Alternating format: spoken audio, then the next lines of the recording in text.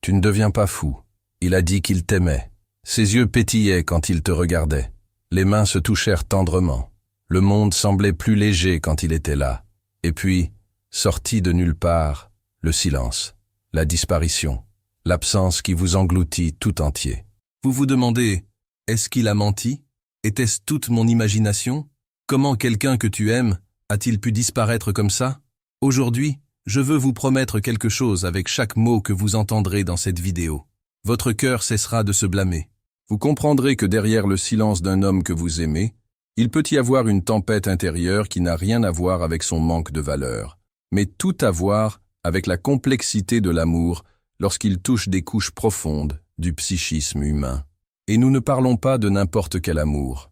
Nous parlons de cet amour rare, effrayant, presque sacré. Celui qui non seulement s'approche, mais révèle, quoi non seulement chauffe, mais expose. Et à cause de ça, parfois ça paralyse. Carl Jung, le père de la psychologie analytique, appelait cela « activation de l'inconscient ». Un moment où le véritable amour non seulement illumine, mais ouvre également l'ombre. Et c'est précisément là que beaucoup disparaissent. Vous ressentez le vide, l'abandon, la pause, comme si quelque chose en vous avait soudainement rétréci. L'esprit crie des questions, la poitrine se resserre, et les hypothèses commencent à se multiplier. Est-ce que j'en ai trop fait? A-t-il perdu tout intérêt? Est-ce que j'ai fait une erreur à un moment donné? Mais, et si je vous disais que la disparition n'est pas un manque d'amour? Et si c'est précisément contraire? Et si c'est parce que vous aime-t-il tellement qu'il ne sait pas comment gérer ce que cela réveille en lui? La psychologie analytique nous montre que l'amour est une force révolutionnaire. Il ne demande pas la permission, ne respecte pas les barrières émotionnelles, les traumatismes passés, les murs intérieurs. Il envahit, il désorganise, il invite à la transformation. Et voici la première grande clé.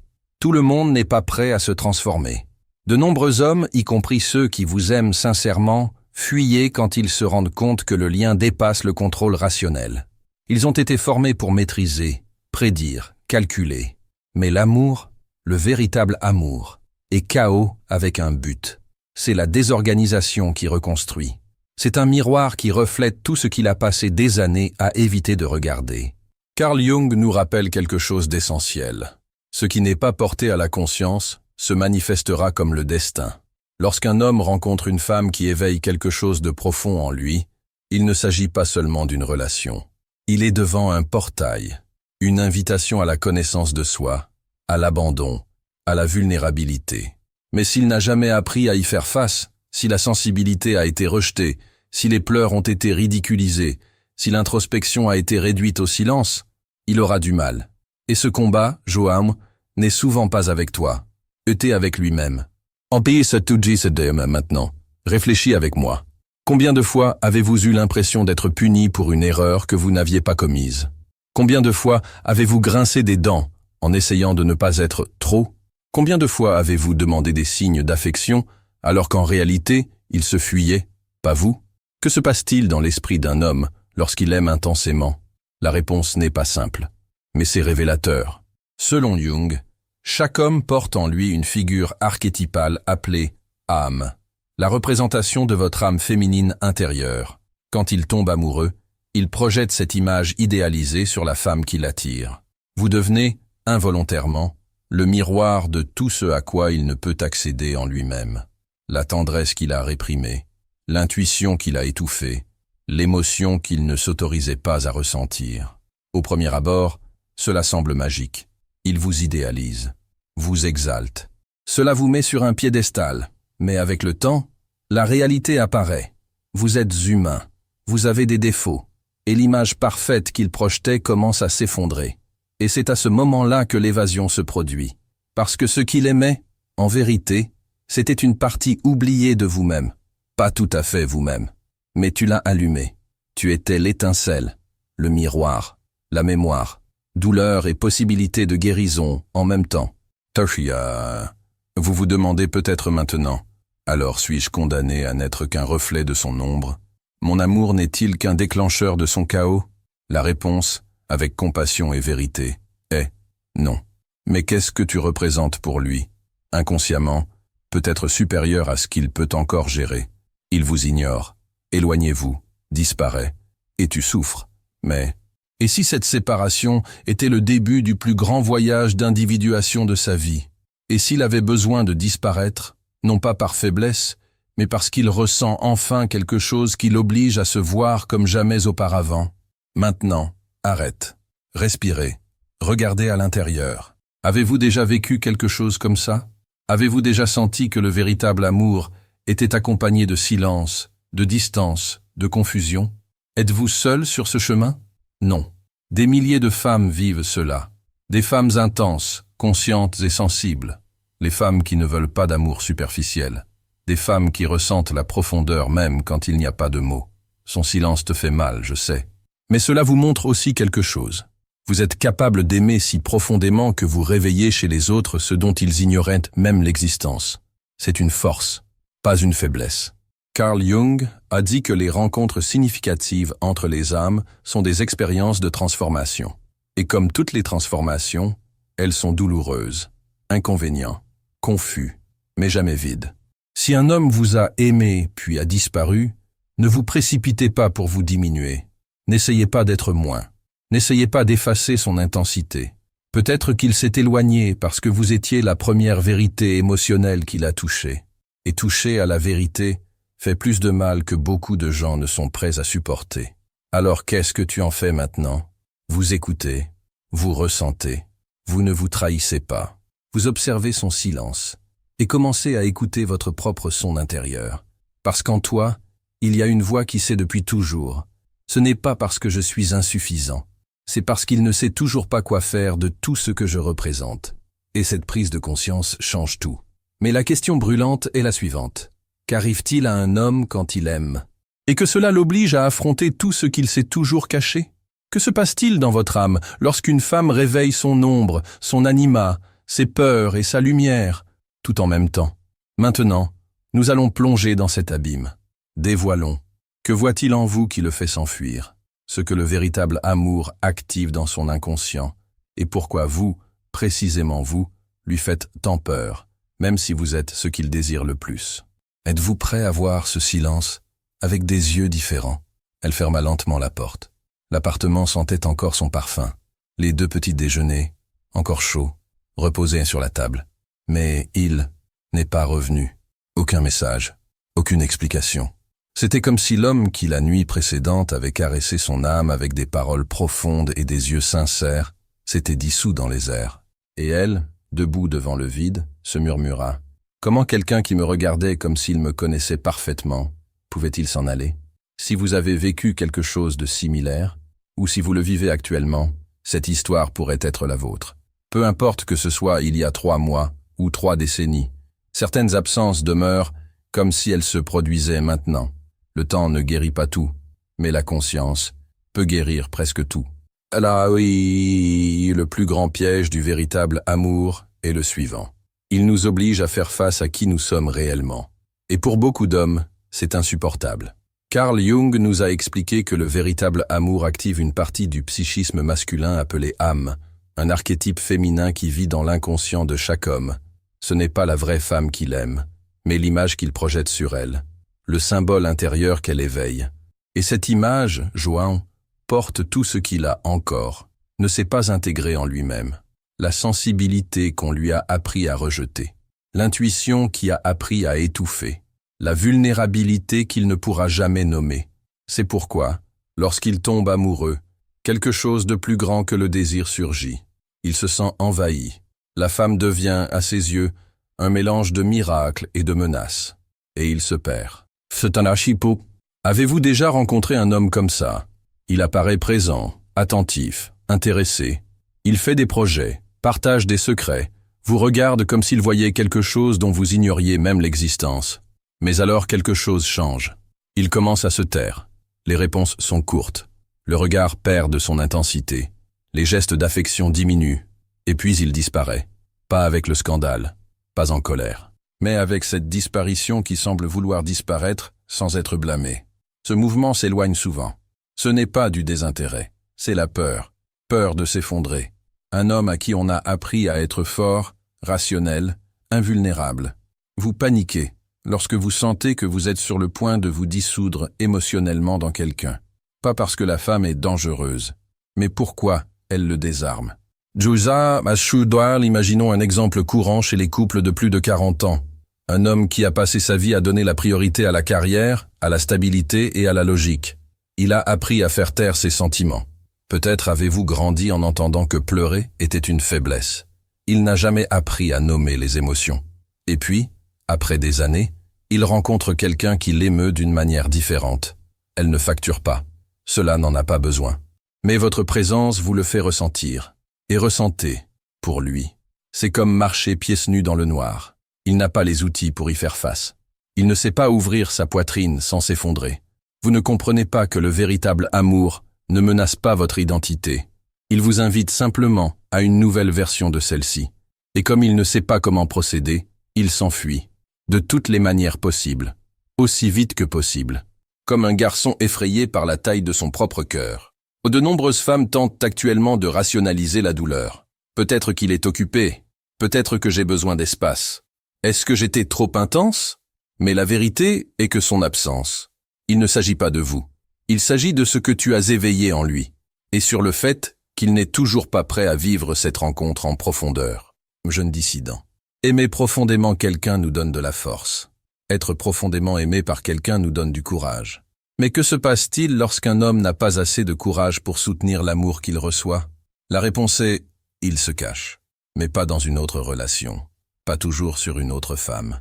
Il se cache souvent en lui-même, au travail, dans la routine, dans les silences. Son monde intérieur devient un champ de bataille entre ce pourquoi il veut vivre et ce qu'il a peur de perdre en vivant. Une femme de 63 ans m'a écrit récemment. Elle a dit qu'elle avait retrouvé un vieil amour, après 30 ans. Tous deux veufs, matures, à l'âme calleuse. Ils passèrent des semaines à échanger de longs messages, des conversations intenses, des rires qui ressemblaient à des adolescents. Et puis, il a cessé de répondre. Pas de combat. Aucune justification. Il a juste disparu. Cela faisait encore plus mal parce qu'il n'y avait pas de mal. Cela faisait mal parce qu'il y avait de l'amour. Et pourtant, il s'est enfui. Cette femme m'a dit... J'avais l'impression que nous allions vivre quelque chose de profond. Et, au fond, je pense qu'il l'a ressenti aussi. Et c'est exactement pour cela qu'il a disparu. Elle avait raison. Le véritable amour nous appelle à abandonner notre ancien moi. Se confronter à l'image idéalisée que nous avons de nous-mêmes. Et ce n'est pas simple. Pour un homme, cela peut signifier perdre le contrôle émotionnel. Se sentir fragile. Reconnaître les blessures de l'enfance. Réalisez à quel point vous vous êtes éloigné de votre essence tout au long de votre vie. Et puis, il s'enfuit. Mais écoute, il ne te fuit pas. Il s'enfuit, crise d'identité que cet amour provoque. Tulage Daga Carl Jung a dit que le processus d'individuation, c'est-à-dire devenir qui vous êtes, commence lorsque l'âme entre en contact avec ce qu'elle craint le plus et ce qu'elle désire le plus en même temps. Aimer une femme réveille profondément cette collision. Et comme beaucoup d'hommes n'ont pas appris à embrasser leurs parties sensibles, ils rejettent ce qui les guérit. Toi, femme sensible, ne lui fais pas de mal, vous le guérissez. Mais il ne sait toujours pas comment gérer le remède. Vous ressentez sa douleur, parce qu'il a laissé des traces, parce que son silence crie dans ton corps, parce que vous portez aussi vos propres blessures. Son absence réveille de vieux souvenirs, des refus passés, d'un père lointain, des relations qui se sont terminées sans explication. Mais aujourd'hui, vous avez le choix. Transformez ce vide en conscience. Bissan, c'est là que beaucoup de femmes commencent à s'éveiller. Ils arrêtent de se demander « Pourquoi est-il parti ?» et ils commencent à se demander « Qu'est-ce que cela dit de moi ? De quoi ai-je besoin pour guérir ? De quoi dois-je arrêter de projeter ?» C'est à ce moment-là que l'amour cesse d'être une douleur, et cela devient un miroir. Sikshu. Et si vous êtes arrivé jusqu'ici dans cette vidéo, vous vivez probablement un moment comme celui-ci. Vous avez l'impression que sa douleur a touché la vôtre, que son silence a réveillé le vôtre. Et peut-être qu'en ce moment même, votre âme demande à prendre pied. Quelque chose qui vous aide à regarder à l'intérieur avec plus de lucidité, plus en profondeur, avec plus de vérité. C'est pourquoi, à ce stade de votre voyage, où le livre électronique, la méthode LUD de Jung, ce n'est pas une solution magique. Mais c'est un moyen simple et puissant de commencer à organiser ce qui est en désordre à l'intérieur, avec conscience, légèreté et profondeur. Vous pouvez accéder à cet e-book dès maintenant. Il est en ligne commentaire épinglé sur cette vidéo. Et si vous regardez TV, notebook ou tablette, rapprochez simplement le téléphone portable du code QR qui apparaît à l'écran. La transformation dont vous avez besoin peut commencer par cette petite étape. Continuons, comprenons ce que représente votre présence émotionnelle pour l'inconscient masculin et pourquoi, même si vous êtes le remède, vous pouvez aussi devenir le plus grand miroir de ses peurs. Parfois, la présence d'une femme en dit plus sur un homme que des années de thérapie. Ce n'est pas ce qu'elle fait, pas même ce qu'elle dit, c'est ce qu'elle est. Votre calme déstabilise, votre écoute se déconstruit, sa vulnérabilité le blesse, parce qu'il n'a jamais appris à se débrouiller seul. Vous arrivez, simple, entier, avec une énergie qui n'exige rien mais offre tout, et il devient en conflit. Pourquoi? Vous êtes-vous déjà demandé pourquoi certains hommes se sentent paniques devant des femmes émotionnellement disponibles? Pourquoi s'enfuient-ils précisément alors qu'ils se rendent compte qu'il existe une réciprocité, une profondeur, une connexion? La raison est plus profonde qu'on ne l'imagine. Et cela commence par une question inconfortable. Que lui représentez-vous pour qu'il ne puisse toujours pas se tenir debout? Carl Jung disait que ce qui irrite le plus les autres peut nous amener à nous comprendre nous-mêmes. Mais l'inverse est également vrai. Ce que nous apprécions le plus chez les autres est souvent ce que nous réprimons le plus en nous-mêmes. Quand il vous voit, il ne fait pas que vous voir. Voyez-vous ce qui aurait pu être, mais je n'ai jamais osé. Voyez-vous une liberté émotionnelle qui lui avait toujours été refusée. Voyez-vous la tendresse qu'il a appris à cacher, et ça le brise intérieurement. Il ressent quelque chose qu'il ne peut pas nommer. Admiration? Oui. Luxure? Aussi. Mais ce qui le touche le plus, c'est une nostalgie silencieuse. Il lui manque quelque chose qu'il n'a jamais vécu, d'une paix que tu portes dans tes yeux, d'une présence qui n'envahit pas, mais accueille, d'un amour qui n'exige pas, mais qui révèle, et cela le paralyse. Avez-vous déjà remarqué comment certains hommes réagissent avec ironie, froideur ou sarcasme face à une démonstration d'affection sincère? Ce n'est pas mal, c'est la défense. Le véritable amour vous désarme, et un homme non armé se sent vulnérable. Et un homme vulnérable se sent en danger. Et un homme en danger, fuyez. Mais d'où vient cette peur? Imaginez un garçon qui a grandi en entendant « les hommes ne pleurent pas ». Ressentir, c'est une affaire de femme. Reste fort. Avalez les pleurs. Imaginez maintenant que ce garçon devienne adulte. Il a appris à travailler dur, pour résoudre des problèmes, menant, pour réussir. Mais il n'a pas appris à ressentir. Et bien moins. Laissez-vous sentir. D'accord. Quand vous arrivez avec votre univers intérieur, avec votre intuition aiguisée, avec vos paroles qui touchent l'âme, il se retrouve confronté à quelque chose à quoi aucun diplôme ni carrière ne l'a préparé. L'invitation à l'authenticité émotionnelle. Et vous savez ce qui est le plus curieux? Il veut ça. Il veut la paix que vous transmettez. Vous voulez la profondeur de votre écoute. Il veut la chaleur de votre présence. Mais quand tu réalises que vivre ça, tu dois effondrer tes défenses, l'instinct de survie parle plus fort. Il recule. Il est réduit au silence, disparaît. Vous êtes-vous déjà demandé si ce qu'il ressent pour vous concerne davantage vous ou lui-même? L'impact que vous avez ne dépend pas toujours de ce que vous proposez, mais avec ce qui vous réveille. Vous activez peut-être des souvenirs inconscients, des modèles familiers, blessures d'enfance, ou même le archétype maternel qui, projeté inconsciemment, confond l'amour avec la dépendance affective. Cela vous est-il déjà arrivé?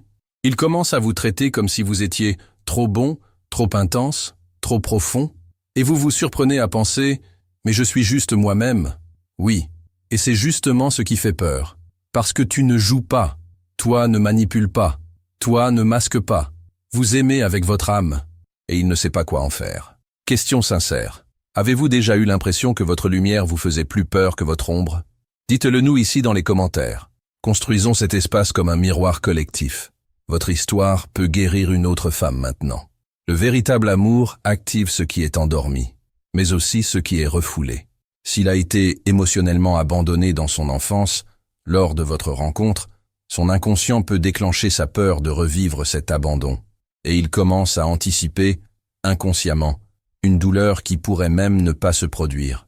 Mais la peur est si forte qu'il préfère s'enfuir avant même que la réalité ne lui fasse du mal. Est-ce irrationnel? Oui. Mais l'inconscient n'est pas logique. C'est symbolique. Il réagit aux anciennes blessures avec des comportements présents.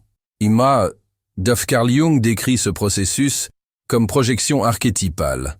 Autrement dit, il ne vous voit pas tel que vous êtes. Il vous voit comme le symbole créé par son inconscient. Vous devenez la mère qui accueille, la déesse qui sauve, une ombre qui confronte, le miroir qui révèle. Et comme tout symbole puissant, vous portez de la lumière et du danger. Pour lui, tomber amoureux de toi, c'est comme marcher à la limite entre paradis et vertige. Quand avez-vous remarqué que certains hommes semblent aimants, présents puis disent « Je ne sais pas ce qui m'arrive. J'ai besoin de temps. Je ne veux pas te faire de mal, mais… » Ce sont des phrases classiques de quelqu'un qui ressent plus qu'il ne peut gérer. Et à ce stade, toi, femme, tu es entre deux mondes. La compassion de ceux qui comprennent qu'il est en crise. Et la douleur de ceux qui se sentent laissés pour compte sans avoir rien fait de mal. C'est à ce moment-là que beaucoup de femmes commencent à douter d'elles-mêmes. Mais aujourd'hui, ici, maintenant, tu arrêteras de te remettre en question. Tu n'étais pas trop. Tu étais un miroir. Et certains miroirs sont si brillants qu'ils brisent quiconque ne se voit pas encore. Si cette vidéo vous touche, respirez. Sentez ce qu'il fout là-dedans. Vous êtes ici pour une raison. Et peut-être que votre histoire fait écho à celle de nombreuses autres personnes. Partagez votre expérience dans les commentaires. Faisons de cette douleur un lieu de rencontre et non de solitude. Et il y a encore une chose. S'il est revenu après sa disparition, mais il revint froid, distant, confus, peut-être qu'il n'est pas revenu par amour, mais pour blâmer, ou peur de te perdre sans avoir vraiment appris à se rendre. Vous ne méritez pas la moitié, ni des présences vides. Mais vous seul pouvez décider quoi en faire. Préparez-vous, révélons car le véritable amour pour lui représente un risque existentiel. Et comment l'impulsion de vous ignorer peut en réalité être un appel à l'aide inconscient, ou un cri silencieux de panique émotionnelle.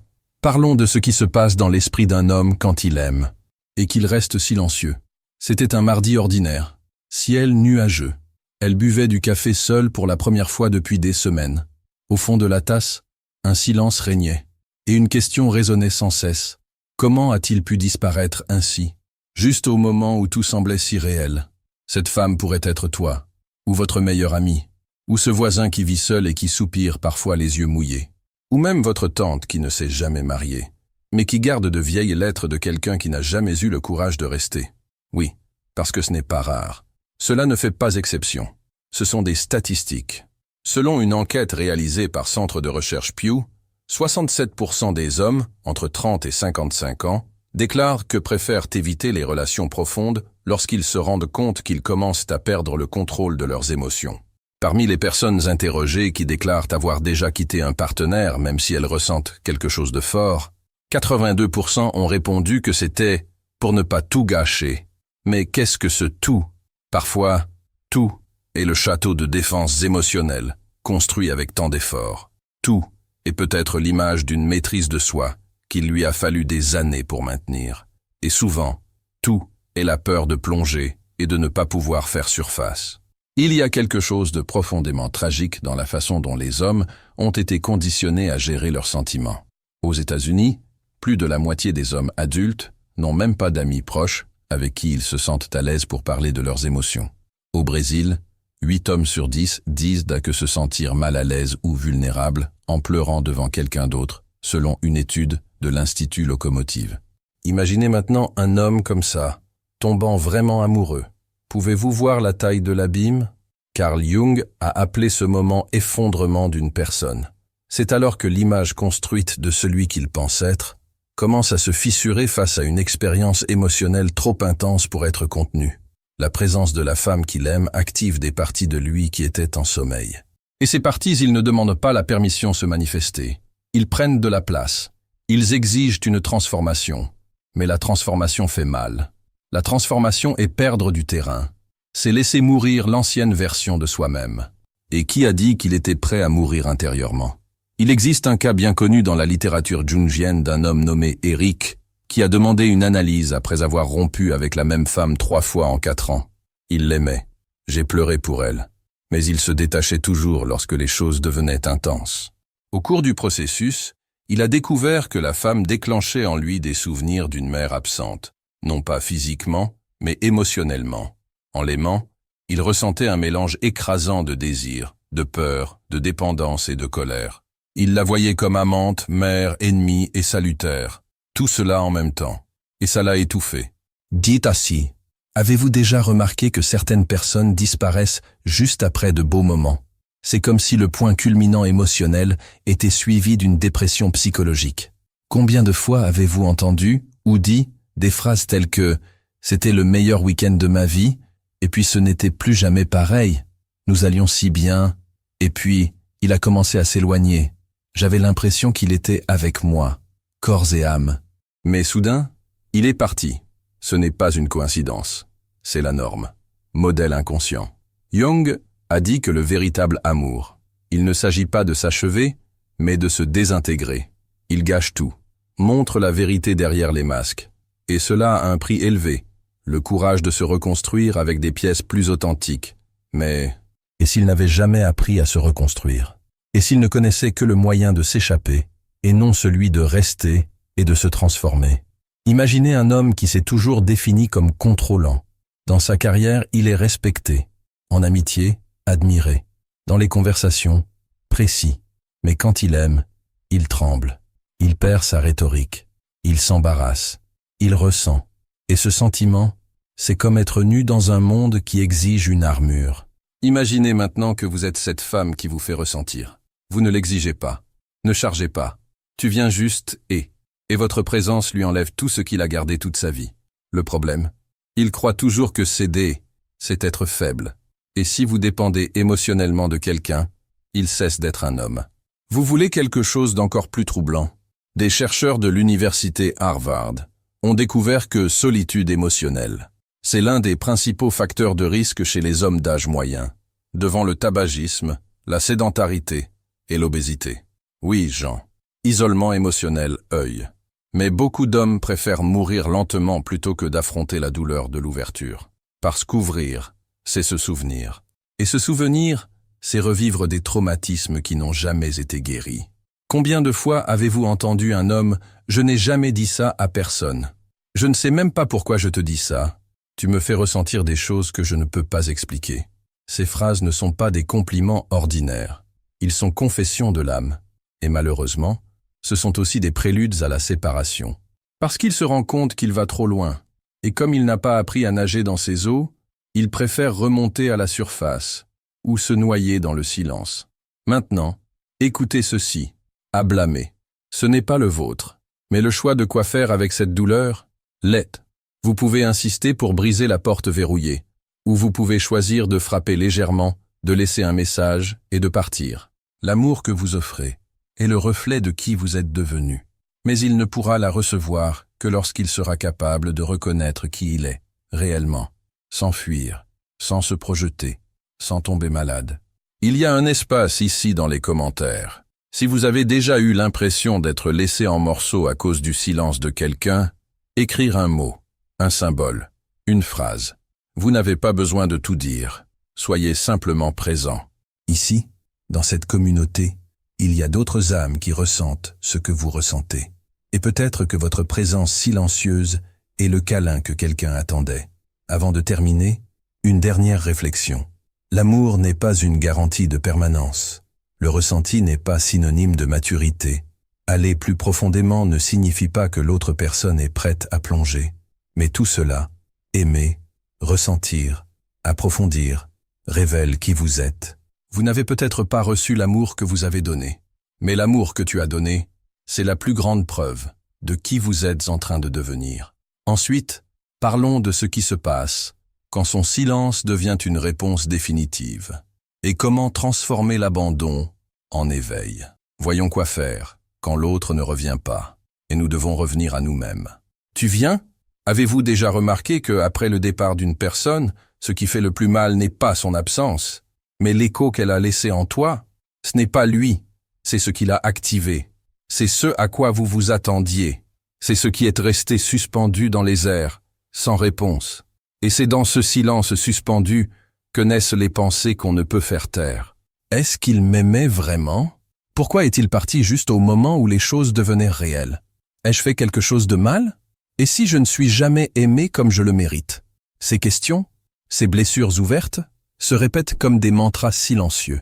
Et souvent, on commence à confondre ce qui est une douleur légitime avec une sorte d'abandon de soi subtil. Mais aujourd'hui, ici, nous arrêterons ce cycle. Vous êtes arrivé à cette partie de la vidéo parce que vous aviez l'impression qu'il manquait quelque chose, qu'il y avait des questions sans réponse, qu'il y avait une douleur qui ne pouvait être résolue avec le temps. Et maintenant, il est temps de vous dire la vérité que vous n'avez peut-être pas encore entendue, ou que vous avez entendue mais que vous ne pouviez pas croire. Sa disparition n'invalide pas ce que vous avez vécu, et définit encore moins sa valeur. L'amour qui se termine sans explication, la disparition soudaine, le silence plein de vide, tout cela peut ressembler à un jugement silencieux sur qui vous êtes. Mais c'est le contraire. C'est le reflet de que l'autre n'a pas encore réussi à être. Carl Jung disait que la rencontre de deux personnalités est comme le contact de deux substances chimiques. S'il y a une réaction, toutes deux se transforment. Vous n'avez pas été abandonné parce que vous étiez insuffisant. Vous avez été abandonné parce que votre présence a provoqué une réaction qu'il n'était pas encore prêt à gérer. Rappelons ensemble ce que nous avons déjà compris tout au long de ce parcours. Le véritable amour active les parties inconscientes. La figure de la femme, pour beaucoup d'hommes, réveille des souvenirs, des traumatismes, des désirs refoulés et des ombres émotionnelles non intégrées. Il ne s'enfuit pas par manque de sensibilité. Il fuit ce qu'il ressent. Vous êtes le miroir de ce qu'il ne supporte toujours pas de voir. Et surtout, sa séparation ne veut pas dire que vous avez mal aimé. Tu as aimé comme tu savais aimer, avec livraison, en profondeur, vraiment. Et la vérité fait peur à ceux qui ont vécu toute leur vie pour la fuir. Voulez-vous connaître le plus paradoxal de tout cela? Vous avez été blessé parce que vous étiez entier. Il était parti parce qu'il était en morceaux. Et il est impossible que deux moitiés endommagées puissent se compléter sans se faire face au préalable. Ah, Anna. Mais vient alors la question que son silence laisse en suspens. Et maintenant, que faire de tout ce qui reste? C'est la partie la plus difficile, car après son départ, l'amour devient un souvenir. Mais ce qu'il a activé se transforme travail interne. Je connais trop d'histoires de femmes qui se sont perdues en essayant de déchiffrer un homme qui ne savait même pas se lire. Des femmes qui se sont éteintes en essayant de briller pour quelqu'un qui ne pouvait même pas voir leur propre ombre. Des femmes qui ont confondu l'amour avec une mission de sauvetage émotionnel. Et peut-être vous êtes-vous vu dans l'une de ces scènes. Mais tu n'es plus là. Vous avez déjà traversé l'abîme. Il est maintenant temps de vous retrouver. Vous n'avez plus besoin de supporter seul la douleur d'avoir été profond avec quelqu'un de superficiel. Vous n'avez plus besoin de rationaliser son silence. Vous n'avez plus besoin de vous maltraiter émotionnellement en essayant de comprendre son côté. Parce que maintenant tu comprends le ton côté, et cela seul vous remet au centre de votre vie. La question la plus importante désormais n'est plus « Pourquoi est-il parti ?» Mais oui, pourquoi ai-je autant insisté sur quelqu'un qui n'a jamais été entier? Cette question fait mal, mais ça guérit aussi, parce que cela vous redonne la responsabilité de vous-même. Cela détourne l'attention de l'autre personne et remet la lumière en toi. Peut-être qu'il ne reviendra jamais. Et si vous revenez, il sera peut-être trop tard, parce que la femme que vous devenez maintenant a déjà appris à ne pas accepter la moitié. Vous avez déjà appris à ne pas mendier de la présence. Vous comprenez déjà que l'amour qui confond n'est pas l'amour. C'est un manque déguisé en passion. Si vous êtes arrivé jusqu'ici, vous n'êtes plus la même personne qui a commencé cette vidéo. Vous êtes plus conscient, plus lucide, plus entier. Et il est peut-être temps de demander « Qu'est-ce qui me retient encore de ce qui est déjà parti? Que dois-je encore pardonner? Et qu'est-ce qui en moi veut encore être reconnu ?» Ces questions n'ont pas de réponse immédiate, mais ils ont du pouvoir. Voulez-vous savoir ce qui fait vraiment mal? Ce n'est pas la fin d'une relation. C'est la fin d'une version de vous qui croyait avoir besoin de quelqu'un d'autre pour vous sentir aimé. C'est le deuil du vieux toi. Mais ce deuil fait place au nouveau. Pour la femme qui sait désormais qu'elle ne dépend plus d'une confirmation extérieure, qui a appris à s'écouter, qui a appris à se choisir. Alors oui, il est parti, mais il a laissé quelque chose d'important. L'occasion pour vous de revenir à vous-même. Pas comme un retour dans le passé, mais en tant que renaissance.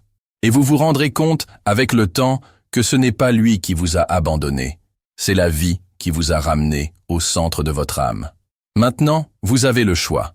Vous pouvez continuer à répéter les questions laissées par l'autre personne, ou vous pouvez commencer à écrire les réponses que vous seul pouvez donner.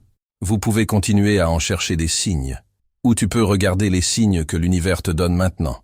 L'intuition qui parlait encore, la force qui réapparaît dans les détails, la voix intérieure que tu as fait taire pour écouter l'autre. Le plus important n'est pas qu'il revienne. Été si tu reviens. Retournez à l'intérieur. Reprenez votre chemin. Revenez à votre essence. Et c'est pourquoi je vais vous en montrer un étape par étape pratique et approfondie pour appliquer toutes ces connaissances dans votre vie personnelle. Transformons la douleur en but. Absence aux retrouvailles. Silence en direction. Parce que tu n'es pas venu jusqu'ici pour comprendre l'amour. Tu es venu à reconstruire avec. Vous avez survécu à un amour qui n'a pas duré. Mais il est maintenant temps de faire quelque chose d'encore plus difficile. Vis avec tout ce qu'il a laissé en toi. Et il ne s'agit pas de le surmonter comme quelqu'un qui ferme les yeux et attend que le temps s'efface. Parce que ce genre d'amour ne passe pas. Il se transforme. Ou détruisez-le. Le choix vous appartient. Ce que vous avez vécu jusqu'à présent, au cours de ce voyage, a été plus qu'une réflexion sur le silence, l'absence et les relations inachevées. C'était une marche vers la partie la plus oubliée de soi, celui qui n'est jamais parti. Celui qui était toujours là, même lorsque vous suppliez d'être choisi. Même quand tu as cédé, tu t'es diminué, tu t'es perdu. Et maintenant, enfin, elle demande de l'espace. L'amour qui n'est pas resté doit vous laisser à l'intérieur. Et ce que nous allons construire désormais, c'est un véritable plan, pas une théorie. Ce n'est plus un joli discours, mais un piste de retour possible à l'intérieur. Pour que vous compreniez non seulement tout ce qui s'est passé, mais faire quelque chose avec. Car comprendre sans agir, c'est comme voir la porte, et ne pas avoir le courage de l'ouvrir. Plan de retour, 6 étapes pour revenir à soi, après un amour qui s'envole. 1. Arrêtez de sauver ceux qui n'ont pas encore choisi de rester chaque fois que vous essayez d'expliquer, de prouver, de convaincre ou d'espérer. Tu te mets à la place de sauveur. Mais les relations conscientes, je n'ai pas besoin de secours. Ils ont besoin de 2 adultes prêts à rester même quand ça fait peur. Vous n'êtes pas fait pour tirer quelqu'un par le cœur. Tu as été fait pour marcher près d'eux. Ne reviens jamais. N'essayez jamais de tirer. 2. Transformez son silence. On vous écoute. Vous avez passé trop de temps à essayer de déchiffrer ses pauses. Il est désormais temps de transformer ce silence en écoute intérieure. Que vous a révélé cet amour sur vos besoins? Qu'espériez-vous qu'il guérisse en vous?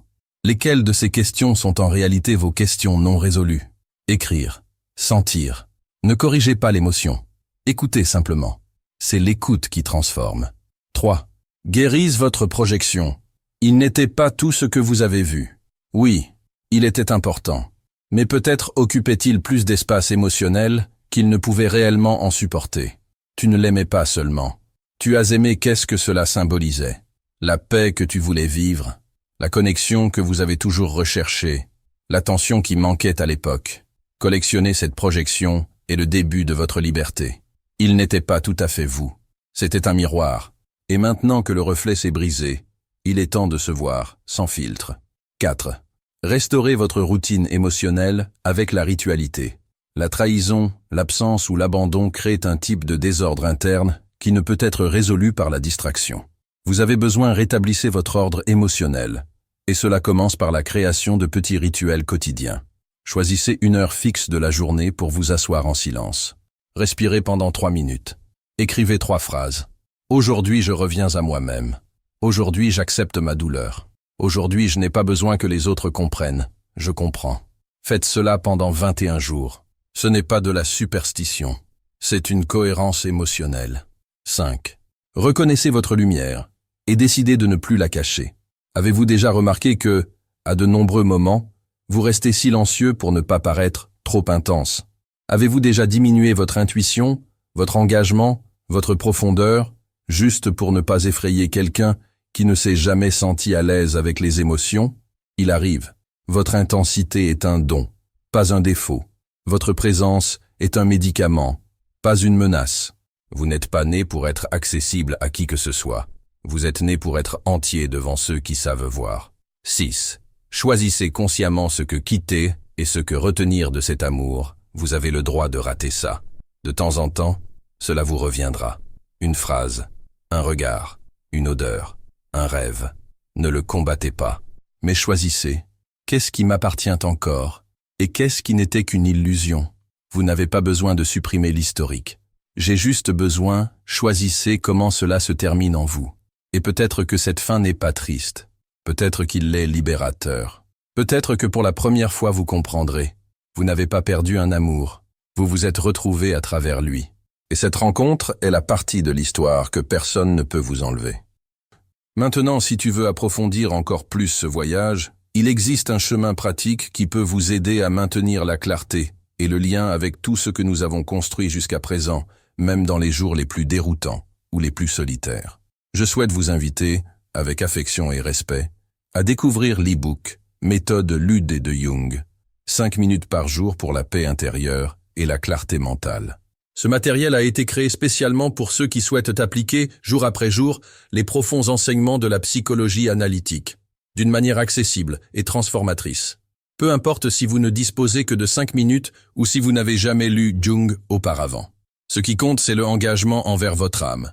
Vous pouvez trouver le livre électronique sur commentaire épinglé sur cette vidéo. Et si vous regardez TV, notebook ou tablette, rapprochez simplement votre téléphone portable de code QR qui apparaît à l'écran en ce moment. Cela pourrait être votre prochaine étape, subtile mais puissante. Et si ce voyage a touché quelque chose en vous, ne le gardez pas pour vous. Laissez un commentaire, même s'il est anonyme. Partagez votre expérience. Ou écrivez simplement « Je reviens à moi-même ». Cela suffira pour commencer. Et si tu veux marcher avec nous de plus près, abonnez-vous à la chaîne maintenant, Plénitude en réflexion. J'aime cette vidéo. Et activez les notifications. Ici, chaque semaine, nous vous proposons bien plus que du contenu. Nous vous proposons miroir, abri et conscience. Rendez-vous dans la prochaine partie. Et rappelez-vous, son silence n'est pas votre fin. Et toi, Renaissance.